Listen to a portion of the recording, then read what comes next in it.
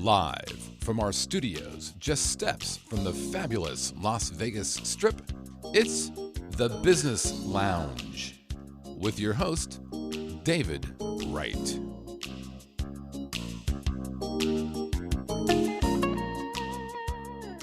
Hi, I'm your host, David Wright. Welcome to the Business Lounge, where we talk to real people about real business and real success. I am excited today because I have a very special guest with me. He has just come to the Las Vegas market and dominated it, and that is a tough thing to do in a tough economy in a tough location. He is Luiz Oliveira of Sambalatte. Thank you for being here today. Thanks for having me here as well. It's a pleasure. Absolutely. Before we talk about your business, let's talk a little bit about you. I understand that you're originally from Rio. Is that correct? Yes, I was born and raised in Rio de Janeiro, Brazil. The thing that people may not know about you, your friends probably know, but you're fluent in 4 languages, correct? Yes, because in Brazil, when I started working in the hotel business, you have to learn not only your language, but a second language. So it was English, French, and Spanish. Okay, along with Portuguese. Portuguese, which my is native language. Which is a native language. Yes.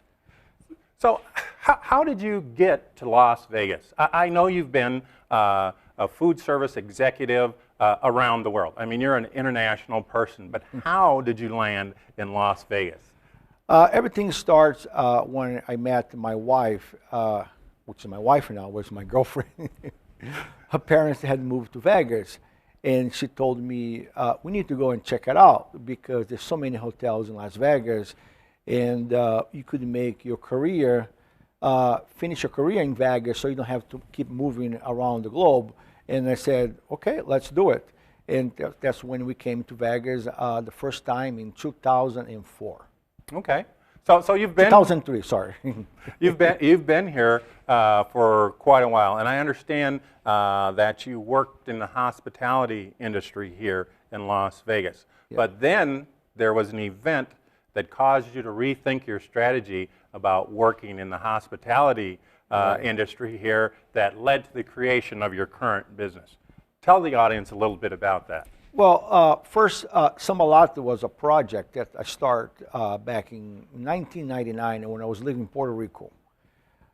Because you're in your career path and you're getting moving up and more money and the benefits. And I thought about always want to do Sambalatte, but I could never want to rock my own world. And so in 2009, when my position got eliminated and I was laid off and offered a position to go to Florida, which I went for a couple months and I came back. And I decided that I was going to focus on developing Sambalatte and launch the project. I think in that lies a lot of good advice in just what you said, that you started this project and it was a love, first of all, so it was a passion that you had. Second of all, you really started working on a plan, so you knew what you were going to do. When did you open your first shop here in Las Vegas? We opened September 18, 2010.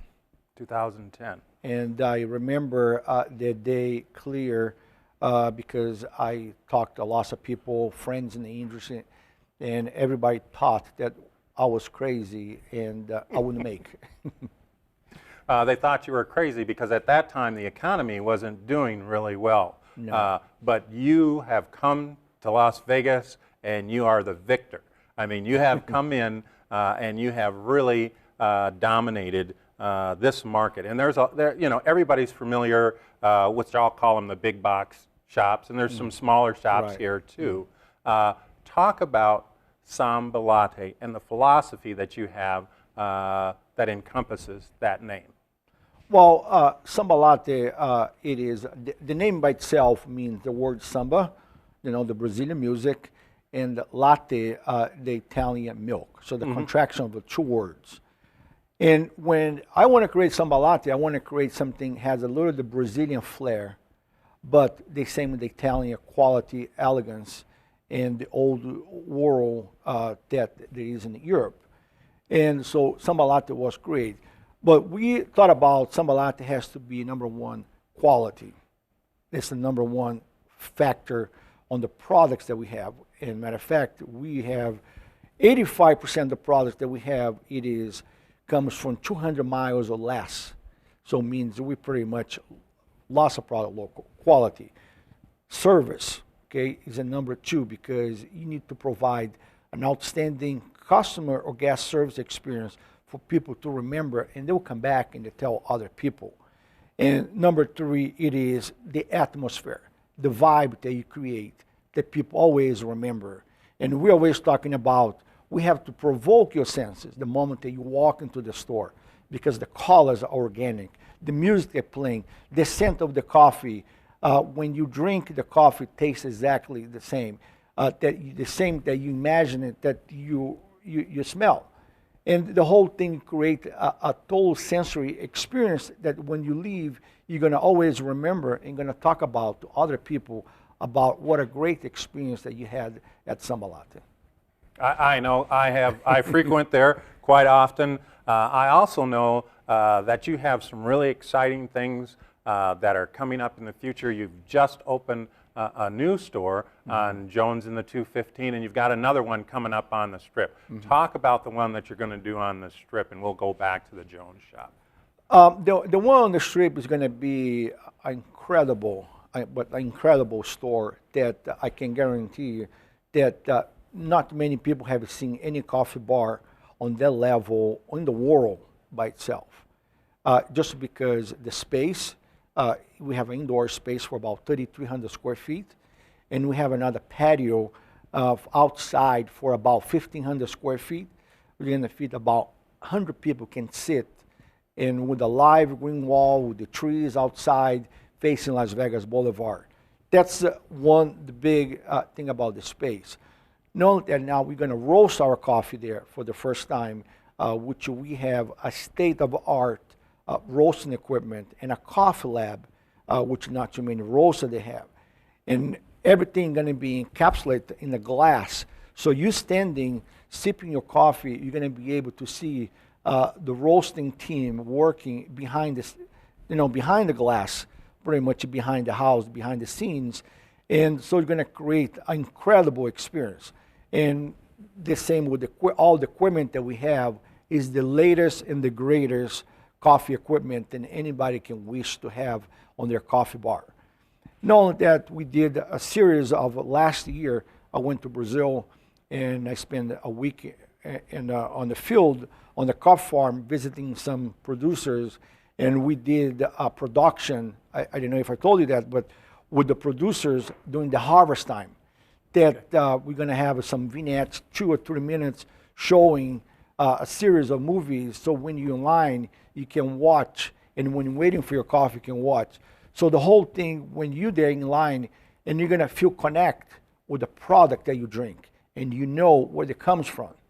There's a whole thing is going to tie up with the whole experience, so people are going to remember always, going to be, wow, I can never imagine how much the work does it take to do it, because a coffee, by the time they harvest until the time that you drink, about 50 people have touched the beans. That's incredible. That is really incredible. I have a question, and I don't know if the audience has the same question, but I know, like with tea is basically a single plant. That all tea comes from a single plant. The soil makes it a little different. Is that the same with coffee? Yes, coffee, we feature at Sambalatte only beans that have, they are sustainable, they are sustainability, because we talk about lots of organic, fair trade, all those things, they're great things, but for the producers, not too many people know that for the producer to add the label organic or fair trade, they pay about 50 cents per pound to have the logo on the product. So in Brazil, what they did, the producers said, we do the fair trade. We are sustainable. We support, like an example, farms that we buy coffee from Brazil. They have 30% of the farm is a rainforest. Okay. They keep that. to keep the eco balance. So all the producers, they do a very good job to preserve the environment. And we buy beans that are single ores. It's a small lots that produce about no more than 70 bags of coffee, which they focus on the quality and the microclimate, the elevation, and they have taken very special care, which costs a little more money in the market, about $1 plus, than the normal coffee price on the New York stock market for coffee beans. So from the time you harvest the beans, where they're sourced, to the time I taste them in a cup of coffee, how long is that journey? How much time does that take? Just to have an idea, the coffee after harvest, they need to rest on the warehouse, okay, for at least about a month or so, and on the producer warehouse, okay, and from there they'll ship to the cooperative where they stock the beans, and the beans can be in a warehouse for about a year, especially down in South America where the humidity is very high, but in Vegas, because our humidity is very low, so the beans won't survive that long. But if you think about now, we have the harvest in Brazil just finished in October last year, and all those beans are already available in the U.S. for purchase. So taking about 5 to 6 weeks on the ship to get from Brazil to in the U.S. port, and wherever, another week to get to our store.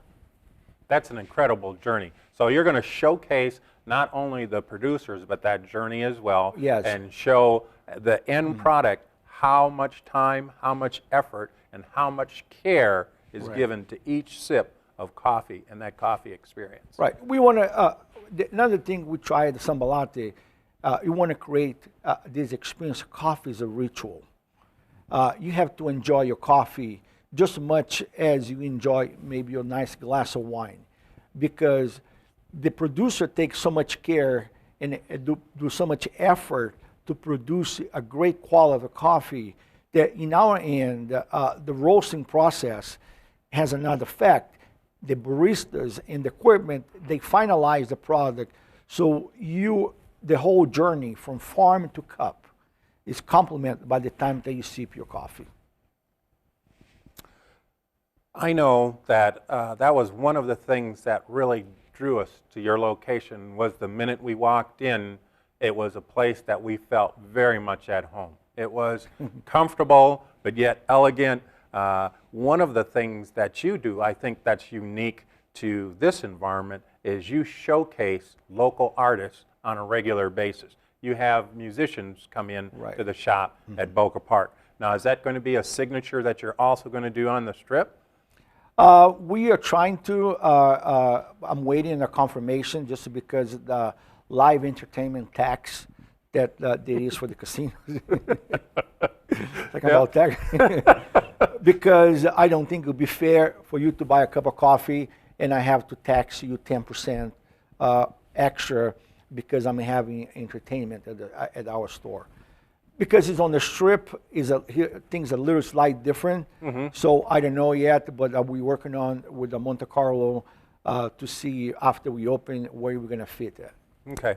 Okay. I did not know, I wasn't aware that you would have to charge somebody 10% more just to have live entertainment in a casino property. I was not because you have aware of live music, the alcohol, the casino, the gaming. There's a bunch of several rules and policies that for me is new as well.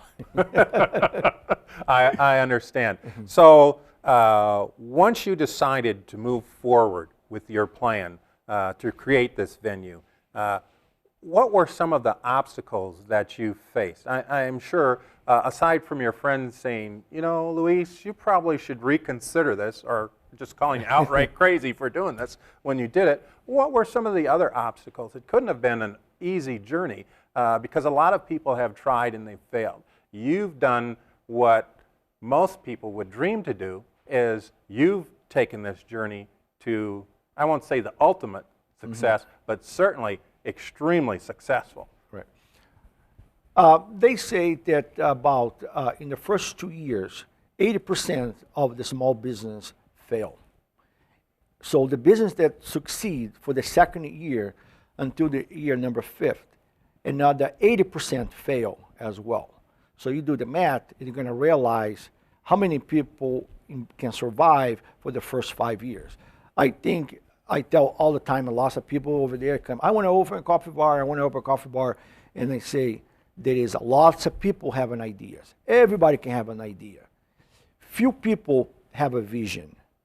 Even fewer have a vision, and they execute their vision, because all tied up with the money, because how much cash you can have to support in the slow days that rain, the weather, catastrophic, things like that, that really cause the small business, because you don't have a game plan, your financials, how you're going to spend your money, allocate the accounts.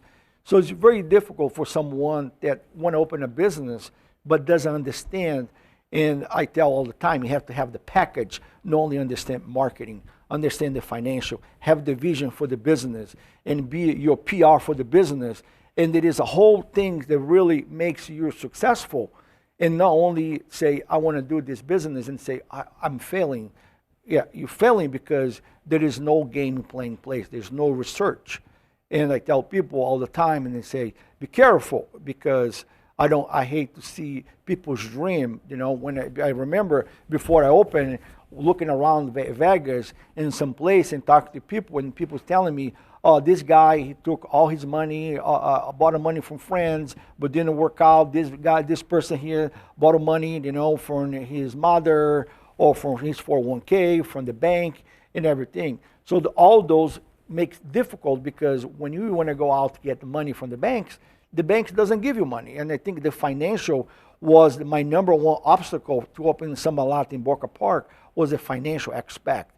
I went to 20 different banks before I opened, talked to CEOs, VPs, and everybody said, great idea. Do me a favor, ask your friends and family to raise the money. Be successful. When you're successful, come back and I'll loan the money. That's the way banks normally work, right? When you need the money, they don't have the money. When you don't need the money and you're successful, right, they're knocking on your door, do you want to borrow money? That's the way it's always been in business here. It's just weird. It's totally weird.